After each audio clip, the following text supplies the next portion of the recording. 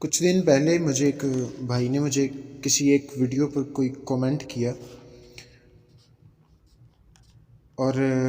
وہ بات جس بات کا جواب اور سلوشن میں نے ڈیمانڈ کیا تھا اس کا جواب تو نہیں دیا۔ خیر، اس نے ایک میسیج کیا کومنٹ باکس میں۔ وہ بے شک وہ ایک الگ سے ایک بات تھی، لیکن چلیں، ان حضرات نے وہ کومنٹ کر دیا۔ اور کومنٹ یہ تھا کہ کسی جو بھی اس نے کیا کہ حضرت لوط نے اپنی بیٹی کے ساتھ جو زنا کیا تھا وہ بائبل میں کیوں لکھا گیا ہے، یا ایسا کیوں لکھا گیا تھا، کیونکہ یہ تو ایک نبی کا منفی عمل ہے، اور چونکہ اسلام میں نبیوں کے معصوم ہونے کی ڈاکٹرائن پائی جاتی ہے، اور سب کے دماغ میں بھی بس یہی بات چلتی رہتی ہے کہ جو انسان نبی ہے وہ گناہ سے پاک ہے، وہ گناہ نہیں کر سکتا، کیونکہ وہ معصوم ہے، اس کو گناہ کا پتہ ہی نہیں ہے، اور وہ گناہ کر ہی نہیں سکتا، کیونکہ وہ اللہ تعالیٰ کی طرف سے ہوتا ہے، اس کو کتاب دی جاتی ہے، اور وہ گناہ نہیں کر سکتا۔ سب سے پہلے تو میں اس بھائی کے اعتراض کو تھوڑا سا سیدھا کر دوں۔ زنا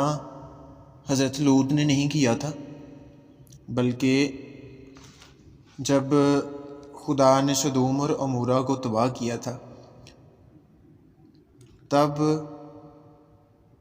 جو حضرت لوط کی بیٹیاں تھیں تب وہی تھیں، اور ان کے ساتھ حضرت لوط جو تھے وہ غار میں رہنے لگے۔ تو پھر اس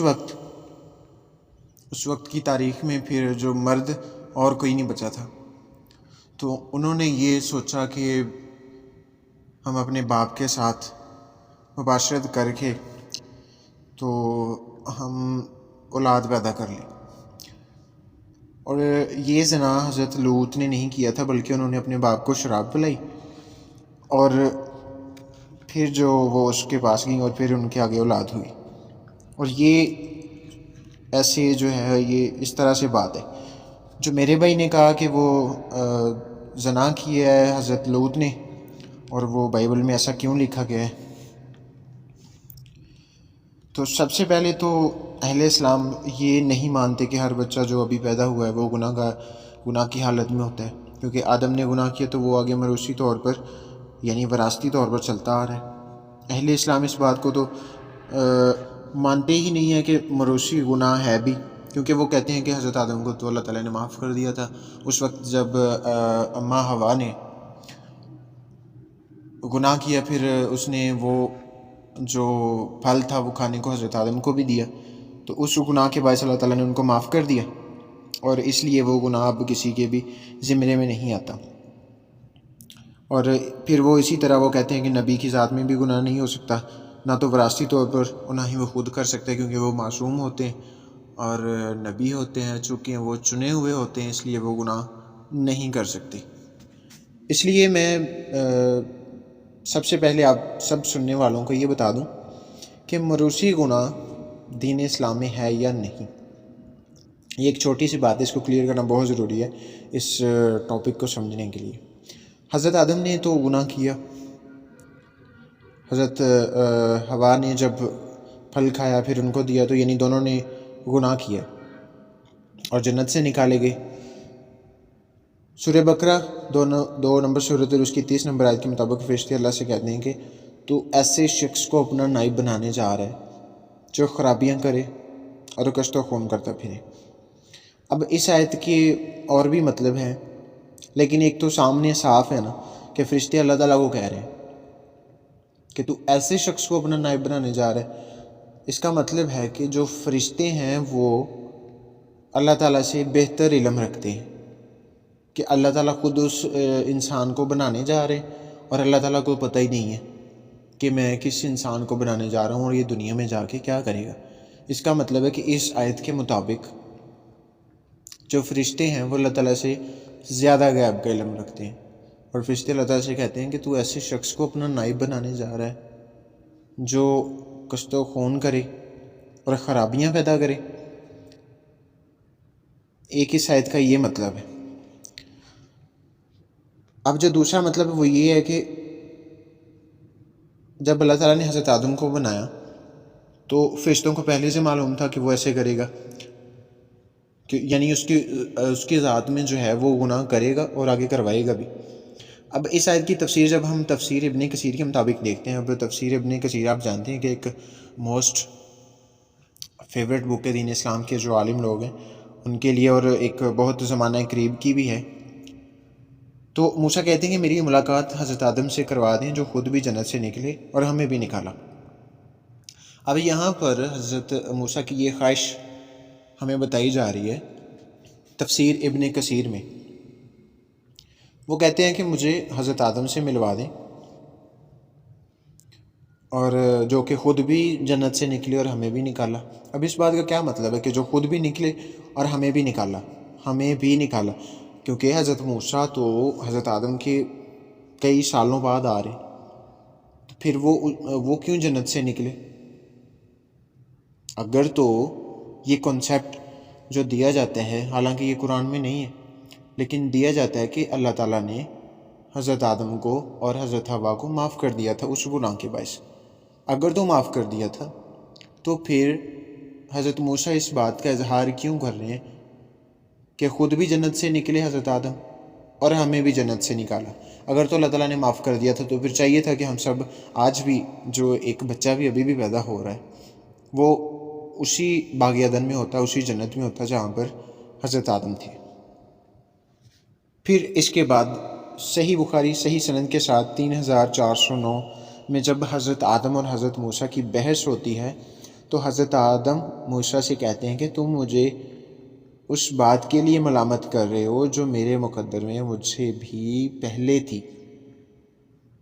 صحیح مسلم 6742 میں بھی یہی بات جو ہے وہ کوٹ کی گئی ہے۔ اب حضرت آدم موسیٰ سے کہتے ہیں کہ تم مجھے اس بات کے لیے ملامت کر رہے ہو، وہ بات جو میرے مقدر میں مجھ سے بھی پہلے تھی، اور جو 6742 ابھی میں نے بتائی صحیح مسلم کی حدیث ہے، اس میں وہ عرصہ بھی لکھا ہوا کہ 45 سال، مجھ سے بھی 45 سال پہلے میرے مقدر میں لکھ دی گئی تھی، یعنی وہ گناہ جس کے باعث تم مجھے، یعنی میرے نکالے جانے کے باعث تم مجھے ملامت کر رہے ہو، یہ مجھ سے بھی پہلے میرے مقدر میں لکھ دیا گیا تھا۔ اب اس جو ماننے والے ہیں وہ تو حدیثوں سے ظاہر ہے منکر تو نہیں ہو سکتے، کیونکہ ابن ماجہ میں بھی ہے، میں اس کا حوالہ نہیں دے سکتا کیونکہ کچھ لوگ کہیں گے ہاں جی وہ تو ضعیف ہوگی، ابن ماجہ میں بھی ہے، پھر ترمذی کی بھی حدیث ہے اس میں بھی ہے، اور یہی باتیں کوٹ کی گئی ہیں۔ میں ان کا حوالہ نہیں دوں گا کیونکہ لوگ کہتے ہیں کہ وہ تو ضعیف ہیں، وہ ہم ان کو نہیں مانتے، وہ اوتھینٹیسٹی نہیں ہے ان کی، لیکن ان کی تو ہے نا، چلیں ان کو تو مانیں آپ۔ اس کا مطلب ہے کہ جیسے گناہ کی بدولت جنت سے برخاست ہوئے آدم اور ہم سب، وہ گناہ موروثی گناہ ہے، یعنی وہ نسل در نسل چلتا آ رہا ہے۔ قرآن مجید میں سے سورہ اعراف یعنی 7 نمبر سورت کی 23 نمبر آیت کو جب ہم دیکھتے ہیں تو آدم اور حوا کہتے ہیں کہ ہم نے اپنی جانوں پر ظلم کیا، اگر ہم پر رحم نہ کیا گیا تو ہمارا بڑا نقصان ہو جائے گا، یعنی وہ اپنی جو گناہ انہوں نے کیا اس کا اقرار کرتے ہیں۔ اب اسی آیت کی تفسیر ابن کثیر کے مطابق پھر دیکھیں تو اللہ فرماتا ہے کہ تم لوگوں نے گناہ کیا اس لیے تمہیں سزا ملی۔ یہ تفسیر کسی اور کی تو ہے نہیں بھئی، اسلامی لٹریچر کے جو بندے ہیں، جو لکھنے والے، انہی کی ہے۔ اور تفسیر ابن کثیر کا کیا رتبہ ہے مسلم کمیونٹی میں، یہ آپ سب لوگ بھی جانتے ہیں۔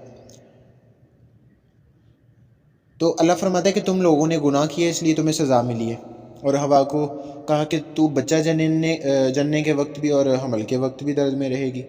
یہ سن کر حوا نے نوحہ کیا اور حکم ہوا کہ یہ تم پر اور تمہاری اولاد پر لکھ دیا گیا۔ اب میرا سوال یہاں پر ایک پوائنٹ ہے، آپ نے خود بھی غور کیا ہوگا، میں آپ کو بتاتا ہوں کہ اگر تو موروثی گناہ کا کانسیپٹ نہیں رہا،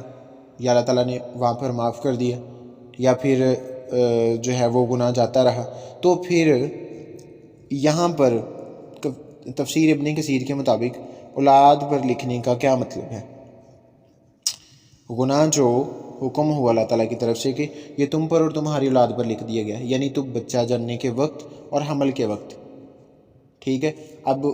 اکیلی اس کی تو بات نہیں، آج بھی اور جب ہم دیکھتے ہیں تو عورتیں جو ہیں، جو مائیں ہیں، وہ پیدائش کے وقت جب بچے کی پیدائش ہوتی ہے تو وہ ایک بہت زیادہ درد سے گزرتی ہیں، اور حمل کے دوران بھی انہیں بہت زیادہ تکلیف کی جو ہے ان کو سامنا کرنا پڑتا ہے۔ تو اس کا مطلب ہے جو سزا اس وقت حوا کے لیے ہوئی تھی وہی سزا آج تک بھی عورت میں چلتی آ رہی ہے۔ اگر تو موروثی گناہ کا کنسیپٹ نہیں تھا تو اولاد پر لکھنے کا کوئی مطلب نہیں ہے۔ صحیح بخاری 3330 میں لکھا کہ اگر ہوا آدم سے دغا نہ کرتی، یعنی اس نے اس کو پھل کھلایا، کیونکہ ابلیس نے اس کو جھوٹ بولا، پھر آگے وہی جھوٹ اس نے آدم کو بول دیا تو اس کو بھی پھل کھلا دیا۔ تو اس حدیث میں ہے 3330 صحیح بخاری کی صحیح سند کے ساتھ حدیث ہے کہ اگر ہوا آدم سے دغا نہ کرتی تو آج کوئی بھی عورت اپنے شوہر سے دغا نہ کرتی۔ یہ تمام حوالے اور باتیں یہ ثابت کرتی ہیں کہ دین اسلام میں بھی موروثی گناہ ہے۔ یہ باتیں میں اپنی طرف سے نہیں کر رہا، میں بلکہ آپ کو بالکل حدیث کا حوالہ دے رہا ہوں، قرآن مجید کی آیات کا حوالہ دے رہا ہوں۔ اب لوگ کیا کہتے ہیں، مسلمان عالم کیا کہتے ہیں، مولوی صاحبان کیا کہتے ہیں، ان سے میرا کوئی لینا دینا نہیں ہے۔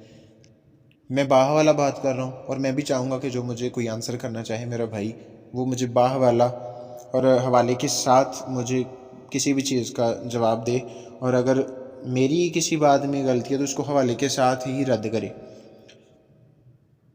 اب جو اس بھائی نے کومنٹ کیا اس کے پیچھے جو بات پائی جاتی ہے کہ نبیوں کے ایسے کام اور ایسی باتیں بائبل میں کیوں ہیں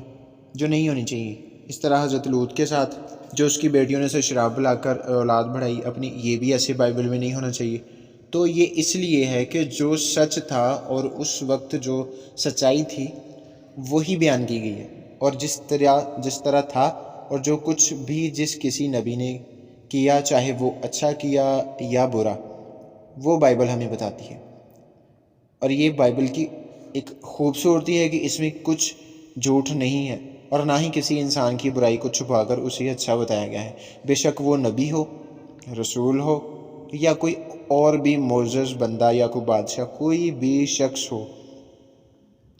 اس کی زندگی اگر تو بیان کی گئی ہے تو اس کے سارے احوال بیان کیے گئے۔ بے شک نبی تھے، حضرت داؤد تھے، انہوں نے بھی گناہ کیا، پھر سلیمان بادشاہ گزرے، انہوں نے بھی گناہ کیا، بڑے بڑے بادشاہ گزرے، خدا کے خادم تھے، نبی تھے، گناہ سب نے کیا، اور سب کے گناہ کو لکھا گیا تاکہ، اور ان کی آگے سزائیں لکھی گئیں تاکہ آنے والے لوگ جب اس کو پڑھیں تو وہ دیکھیں کہ اگر کسی نبی نے بھی کوئی یہ والا گناہ کیا ہے تو اس کے مطابق خدا نے اس کو کیا کیا سزا دی ہے۔ یہ ساری چیزیں آگے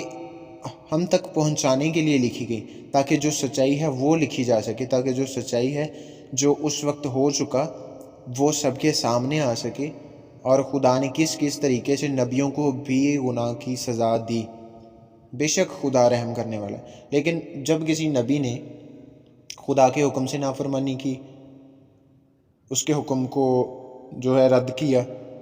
تو خدا نے سزا دی۔ اور سیم اسی طریقے سے بائبل میں یہ سب کچھ لکھا گیا، اور یہ بائبل کی خوبصورتی ہے کہ ہر چیز کو ویسے ہی لکھا گیا جیسے وہ تھا، نہ کہ ایک نبی کو جیسے آج کل ہو رہا ہے پوری دنیا میں کہ بس لوگ جو زیادہ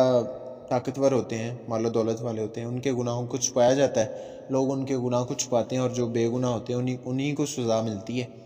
اور وہ جیل بھی جاتے ہیں، اور بس بے گناہ لوگوں کو سزا ملتی ہے، اور جو طاقتور ہوتا ہے وہ بچ جاتا ہے۔ لیکن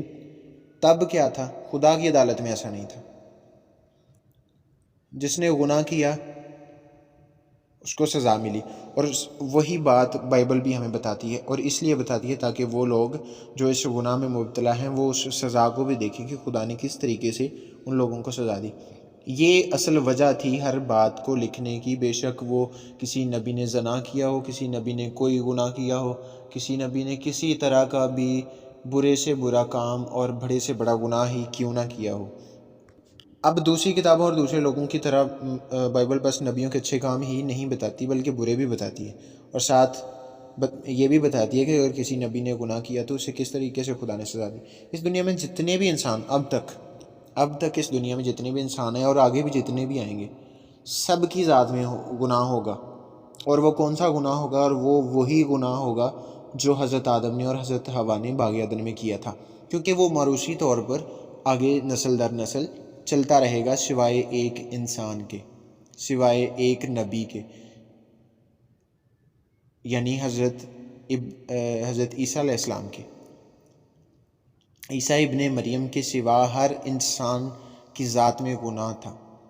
بے شک ایک بچہ پیدا ہوا ہے اور وہ اسی وقت اس کی وفات ہو جاتی ہے، تو اس کی ذات میں بھی گناہ تھا، جو کہ موروثی گناہ ہے۔ لیکن حضرت عیسیٰ واحد وہ ہستی ہیں جو کہ انسان کے ملاب سے نہیں بلکہ خدا کے روح سے پیدا ہوئے، اس لیے اس کی ذات میں گناہ نہیں تھا۔ انہی کے علاوہ ہر نبی، ہر انسان جو اب تک آ چکا ہے اور آگے آنے والا ہے، اس کی ذات میں گناہ ہوگا اور وہ موروثی گناہ ہے۔ تو میرے بھائی، حضرت لوط کا واقعہ اسی لیے لکھا گیا، اور اس کے علاوہ بھی جتنے نیگیٹو کریکٹرز ہمیں نبیوں کے ملتے ہیں وہ ہوئے ہیں اور اس لیے لکھے گئے ہیں۔ اور لکھے کس لیے گئے ہیں؟ تاکہ لوگ عبرت حاصل کریں، تاکہ آنے والے لوگ جو ہماری نسل ہے، آگے نسلیں ہیں، اور اس کے علاوہ قیامت تک جتنی بھی نسلیں ہیں وہ اس کو پڑھیں تو وہ دیکھیں گے اگر نبیوں نے بھی گناہ کیا تو ان کو سزا ملی۔ وہ اس لیے سارا کچھ مرقوم کیا گیا، کیونکہ بائبل وہ بتاتی ہے جو سچ ہے، نہ کہ برے کام چھپا کر اچھے بتائے جائیں۔ ایسا بائبل کا کام نہیں ہے۔